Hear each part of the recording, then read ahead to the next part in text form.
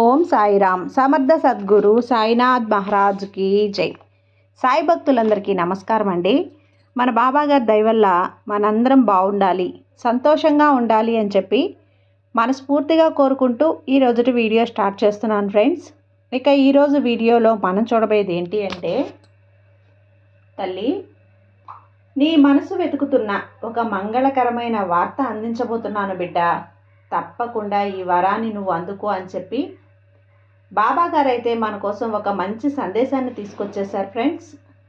ఆ సందేశం ఏంటి, ఆ సందేశం రూపంలో బాబా గారు మనతో ఏం చెప్పబోతున్నారు అనేది ఆయన మాటల్లోనే విందామా. ఈ శుభకరమైన మంగళకరమైన వార్తని రేపు మంగళవారం రోజున నిన్ను వెతుక్కుంటూ వస్తున్న ఈ మంగళకర వరం అందుకో తల్లి. నా తరపు నుంచి వస్తున్న సంకేతాలను, సందేశాలను అందిస్తున్నాను కదా, ఇవన్నీ నీ జీవితంలో ఫలించబోతున్నాయి అనడానికి నిజమైన సంకేతాలు. 100% ఇది నిజం, ఇది శాశ్వతం బిడ్డ. నీ అన్ని మాటలు తర్వాత నెరవేరుతాయో ఫలిస్తాయో అనేది నీ చేతుల్లోనే ఉందమ్మా. నీ జీవితంలో నీకున్న అతిపెద్ద అడ్డుకట్ట ఏంటో తెలుసా?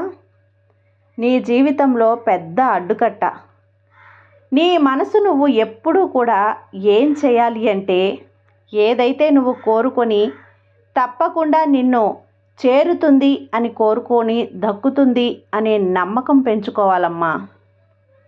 జీవితంలో ఎదిగిన వాళ్ళను చూడు, ఇలాగే ఆలోచిస్తారు. నీకు నేను చెబుతున్నది కూడా అదేనమ్మా. నీ కష్టమైన పనులు కూడా ఇష్టంగా మార్చుకొని చూడు, నీ అన్ని కష్టాలు తీరి ఆనందంగా ఉంటావు. నువ్వు ఓపికగా వెనకంజ వేయకుండా నమ్మకంగా ఉండు తల్లి. ఇది కొంచెం కఠినమైన విషయమే, సులభంగా చెప్పేశావు బాబా, కానీ ఓటమిని అంత ఈజీగా ఎలా చేర్చుకోను అని అంటున్నావు కదా. కొద్దిగా ఓపికగా వినిబిడ్డా. నీ కష్టం కనపడకుండా పోతుంది. ఒకటి మాత్రం నమ్మమ్మా, నీ బాబాని కాదని ఏది జరగదు.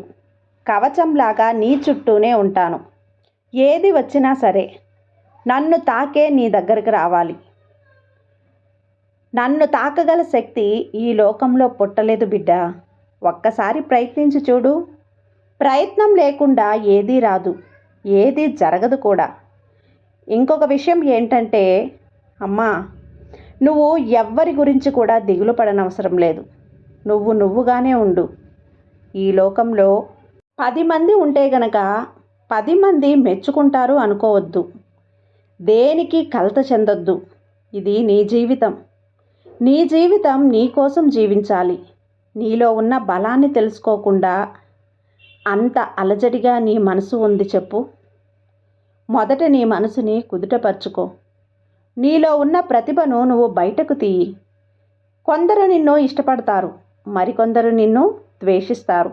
కానీ ఎవ్వరి గురించి ఆలోచించవద్దు. ఇది నీ జీవితం తల్లి. నీ జీవితం నువ్వే జీవించాలి. ఒక విషయం తెలుసా, నీలో ఉన్న ప్రతిభ నీకే తెలియకుండా ఉంటుంది. ఇంకొక విషయం ఏమిటంటే, నీ చెయ్యిని వదలకుండా నీ బాబా పట్టుకునే ఉంటాను తల్లి. జీవితంలో పెద్ద విజయం ఎదురు చూస్తుందమ్మా. నీకైన గెలుపుని నువ్వు ఇంకా కలవలేదు తెలుసా.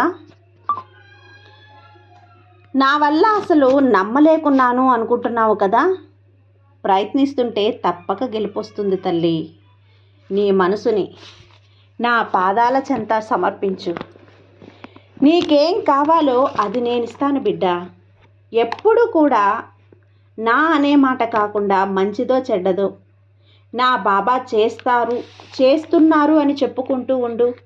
నీ కష్టాన్ని, బాధని నా పాదాల చెంత ఉంచావు కాబట్టి ఎప్పుడు నిన్ను కరిగిపోనీయకుండా, బాధల్లో కూరుకుపోనీయకుండా నా భక్తులను కాపాడుకుంటూ ఉంటాను. అలాంటిది బాబా అని పిలిచే నిన్ను రక్షించకుండా ఉంటానా?